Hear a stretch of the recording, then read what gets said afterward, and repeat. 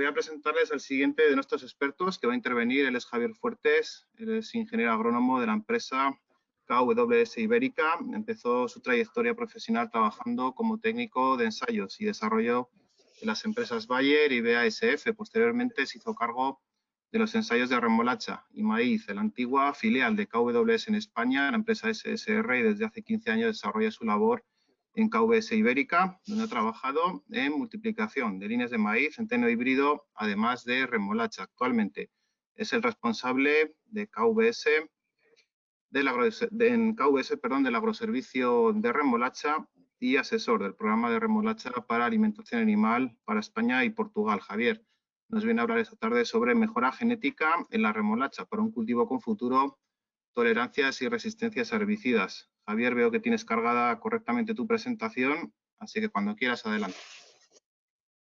Vale, muchas gracias.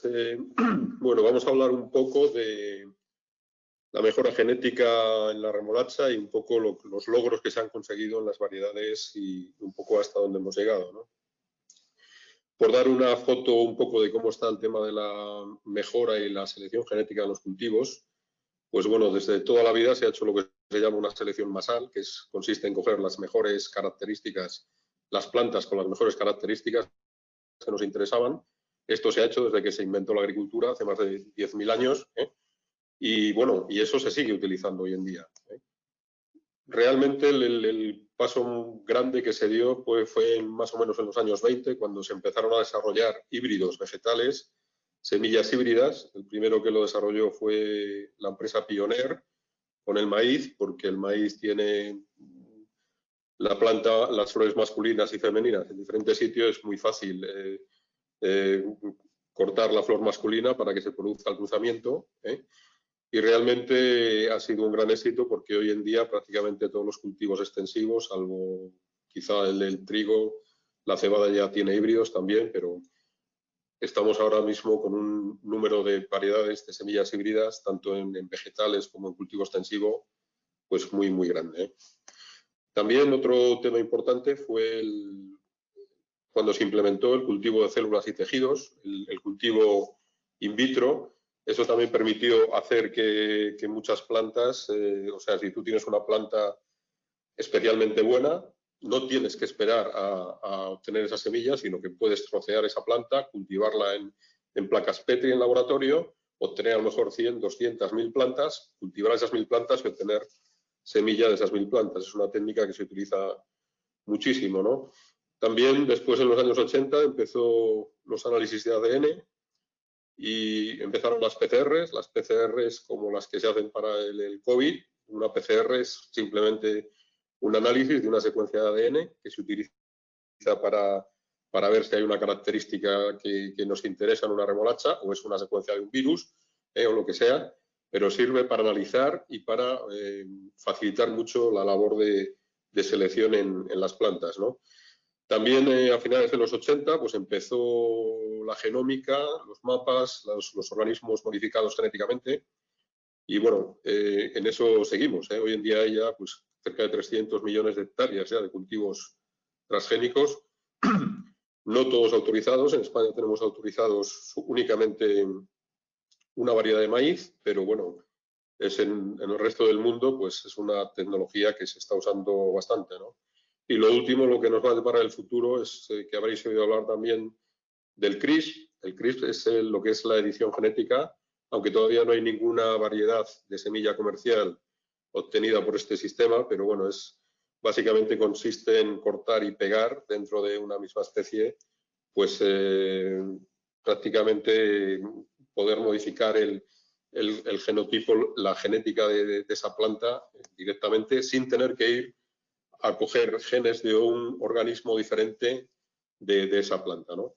Pero bueno, posiblemente en los próximos años veamos variedades obtenidas por este sistema. La remolacha, lógicamente, se ha beneficiado de toda esta mejora, ¿no? Primero con la mejora masal, con la selección masal, aumentando la polarización del azúcar, y también llegaron los híbridos, con los primeros híbridos de semilla monogermen, que fue a final de los 80, 90. Ahí ahora mismo el 100% de la semilla es semilla híbrida monogermen, la que se está utilizando a nivel mundial. También vinieron luego los híbridos tolerantes a rizomanía. Hoy en día el 100% de la semilla que se vende en España es tolerante a rizomanía. Prácticamente quedan únicamente 2 países libres de rizomanía. No es, bueno, las Islas Azores en Portugal y el otro es Finlandia. El resto de los países que tienen remolacha todos utilizan variedades de rizomanía. Otro paso importante fue las variedades tolerantes a nematodos. También estamos ahora con un porcentaje muy alto de variedades de nematodos, posiblemente del orden del 50 al 60% de todas las variedades que se siembran son variedades tolerantes al nematodo de los quistes. Y bueno, también luego, pues a principios de los 2000 empezaron las variedades tolerantes al glifosato. Estas variedades, aunque todas las compañías hicimos ensayos de registro para tratar de que esta tecnología se impusiera en España, finalmente la Comisión Europea prohibió esta tecnología y en parte, pues bueno, KWS junto con Bayer trataron de desarrollar variedades tolerantes a sulfonilureas, a herbicidas autorizados, variedades seleccionadas con métodos clásicos, y realmente pues ha sido un poco el último logro, pero bueno, no el último porque realmente el futuro nos va a deparar muchos más problemas que va a haber que resolver en la remolacha, como son pues la cercospora, número 1 sobre todo, también la amarillez virosa y también pues bueno, otros problemas que van surgiendo en la remolacha, ¿no? Si vemos un poco cómo está el panorama de las materias activas, pues vemos que toda la legislación va a tratar de reducir el número de materias activas que se utilizan en los cultivos. En el caso de la remolacha, de hace 10 años ahora, pues tenemos un 45% menos de insecticidas autorizados, tenemos un 60% menos de materias activas autorizadas fungicidas y tenemos también en herbicidas, pues también veis un porcentaje grande de herbicidas que se han desaparecido y no se han autorizado. Entre otras cosas, importante la pérdida de este año del desmedifan, que ya va a dejar de estar autorizado, ¿no? También otro tema importante es el fin de los neonicotinoides. Eso es la remolacha sepildorada con poncho beta. Tenía un efecto muy, muy positivo sobre la eliminación de los pulgones que transmiten la amarilla virosa. Y bueno, eso por el momento, como ya sabéis todos, hay una moratoria. En principio vamos a tener un año más, vamos a disponer de semilla con poncho beta. Pero no es seguro que sea definitivo, ¿no? Este año pues, posiblemente sea realmente el último año que lo tengamos, ¿no? El poncho beta pues tenía también muy buen control no solo de los pulgones, sino también de la pulguilla y también de otros problemas que todavía no tenemos en España, como el síndrome de la baja riqueza, por ejemplo, que es un problema en Francia, en Suiza, en el sur de Alemania, que también es transmitido por un insecto que también pues podía ser controlado por los neonicotinoides, ¿no? En cuanto a los problemas con los herbicidas, la pérdida del desmedifan, pues prácticamente es un palo importante porque el desmedifan forma parte de, yo creo que del mejor herbicida que ha habido en remolacha clásico, que era el betanal-esper, y bueno, el desmedifan no se vendía como herbicida solo, pero bueno, reforzaba mucho a los otros herbicidas y complementaba muy bien el efecto, sobre todo para los amaranthus que veis ahí en esa foto. Pero bueno, imagino luego Samuel de Bayer os comentará más cosas, un poco cómo controlar estas nuevas hierbas, ¿no? También desapareció la cloridazona, que era un herbicida de BASF, el piramín, que tenía un buen control, sobre todo para las amarillas y las crucíferas en general, y también, bueno, otro herbicida que no está autorizado en España es el Quimerac, que ya no se comercializa, que controlaba bastante bien el Gallium y algunas otras plantas, ¿no? Frente a todos estos problemas, pues realmente la tecnología Conviso puede ayudarnos bastante, ¿no? Porque esos problemas que hemos comentado de control del desmedifan, pues el Conviso pues realmente tiene unas ventajas importantes, porque bueno, va a controlar hoja ancha y hoja estrecha, es especialmente efectivo contra amaranthus y crucíferas, que es un poco lo que se pierde con el desmedifan y con la cloridazona. También es un herbicida que es muy selectivo, es mucho más selectivo que cualquier otro herbicida comercial ahora. Y también otro problema del desmedifan es que va a hacer que se utilicen otros herbicidas, sobre todo el Debu, porque el Debu también es un herbicida de muy buen control, muy amplio espectro, que es también una sulfonilurea como el Conviso, pero tiene el problema de que no es muy selectivo con la remolacha, ¿no? Que no sea selectivo quiere decir que le afecta bastante al cultivo, como todos los remolacheros sabéis, que si le aplicáis con la remolacha muy pequeña, os pasáis un poco con la dosis, pues la remolacha se queda parada y realmente sufre bastante las consecuencias del DU. Entonces, en ese sentido, la tecnología de Conviso Smart puede también ayudar a resolver este problema.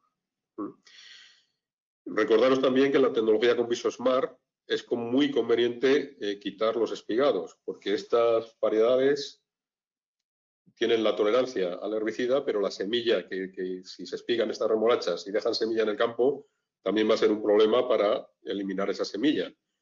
Ahora mismo hay muchos agricultores, sobre todo en Andalucía, que están usando esta tecnología para tratar de limpiar parcelas de veta marítima y de remolacha producida de espigados, pero lógicamente si las parcelas empiezan a invadir de semilla procedente de variedades Conviso Smart, pues lógicamente en unos años vamos a estar con el mismo problema que teníamos ahora mismo, ¿no?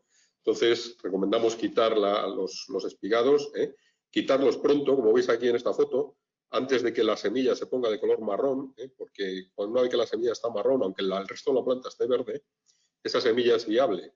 Entonces, tú puedes arrancarla, dejarla allí en la tierra, pero la planta se seca, pero esa semilla es viable y puede producir semillas finalmente. Javier, 5 minutos. Gracias. Otro problema adicional que vamos a encontrarnos es el tema de los rebrotes. Hasta este momento, los rebrotes de las remolachas pequeñas que nos dejaba la cosechadora de remolacha o las coronas que quedaban en la tierra después de la cosecha, pues normalmente en el cultivo siguiente, si poníamos un cereal, unas patatas, las sulfonilureas que usábamos, los herbicidas que usábamos en ese cultivo iban a matarnos estos rebrotes. Pero estas fotos que veis aquí son de remolachas en cereal, remolacha con viso después de un cereal, y veis que los trozos que dejó la remolacha, pues veis que en la primavera siguiente han rebrotado y han producido semilla. Entonces, este es un problema que este año no se va a dar, porque normalmente estos trozos, si tenemos temperaturas de -5, -10 grados bajo cero, normalmente se destruyen ellos solos, pero otros años pueden quedar más enterrados, entonces realmente sí que podría ser un problema. Y finalmente, el otro tema que quiero comentar es el de la cercospora. Pues la cercospora es un problema bastante grave. Ahora mismo, pues yo pienso es la mayor causa de pérdida de la polarización, en este momento es el problema de la cercospora. Y en ese sentido, pues también tenemos nuevas novedades, ¿no? Tenemos variedades ensayadas ya por el Departamento Agronómico de ACOR y por AINCRA, que un poco demuestran que tienen una tolerancia, una supertolerancia a la cercospora.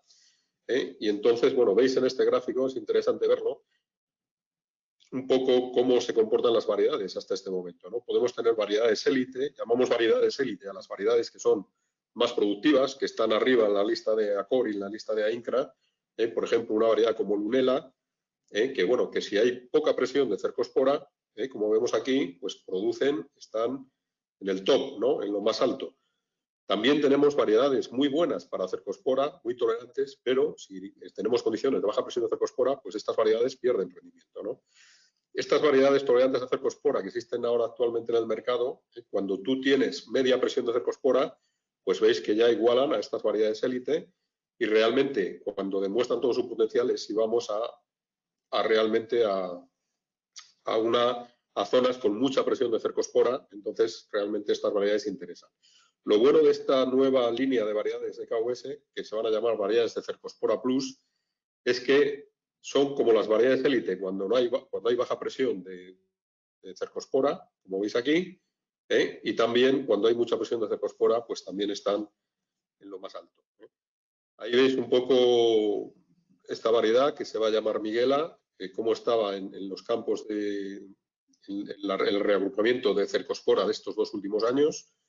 Veis que tenía el mejor comportamiento. Veis que está ahí más o menos en un 13% de AFA. El AFA es el área foliar afectada. Eso quiere decir que estas variedades de este nivel, con cerca de un 80%, pues quiere decir que tenían un 80% de la superficie foliar destruida por la enfermedad, Y veis que aquí que Miguela, en este grupo, pues está realmente, destaca por esa buenísima producción, ¿no? Por esa buenísima tolerancia a la cercospora. Y lo interesante es que cuando vamos a los rendimientos, pues vemos también que en estos 2 últimos años esta variedad pues también ha sido la variedad más productiva. O sea, no solo es, como hemos visto antes, la mejor para cercospora, la mejor para cercospora en tolerancia, sino también la mejor en rendimiento. Bueno, y para terminar, quiero poneros un campo de este año en el Páramo de León. Estamos aquí en un campo también en el Páramo de León y vamos a mostraros las nuevas variedades de super alta tolerancia a cercospora que tenemos en KVS, que vamos a llamar de Cercospora Plus. Y para que veáis aquí, estamos en un campo de bandas. Estoy sobre la variedad Manja, Smart Manja. Esta es una variedad con viso, estos 3 surcos donde estoy yo ahora mismo. Es una variedad que es tolerante a cercospora, tiene una muy buena tolerancia, pero como veis en las hojas, pues todavía tiene ciertas manchas, aunque está relativamente bastante bien. La siguiente que veis aquí es una variedad muy sensible, es un número de variedad con viso que finalmente no vamos a comercializar, pero veis que está completamente ya marrón toda la banda, con un fuerte ataque de cercospora. Está ya habiendo rebrotes nuevos. Estos rebrotes nuevos le van a quitar bastante riqueza a esta variedad, y a pesar de tener aquí más de 3 tratamientos, pues veis que no se ha conseguido dominar la cercospora. Este es un problema bastante grave porque cada vez tenemos menos productos, menos materias activas autorizadas, y entonces pues va a ser muy difícil controlar la cercospora al 100%. Y finalmente aquí tenéis la variedad de Cercospora Plus, que realmente este sí que es una auténtica innovación, porque realmente está prácticamente limpia de cercospora, no tiene absolutamente nada. Esto no quiere decir que no haya que tratar estas variedades, pero realmente suponen un paso muy muy importante en lo que es la tolerancia a la cercospora. Entonces, esta variedad se llama Miguela, y el año que viene ya estará disponible para los remolacheros en el norte de España.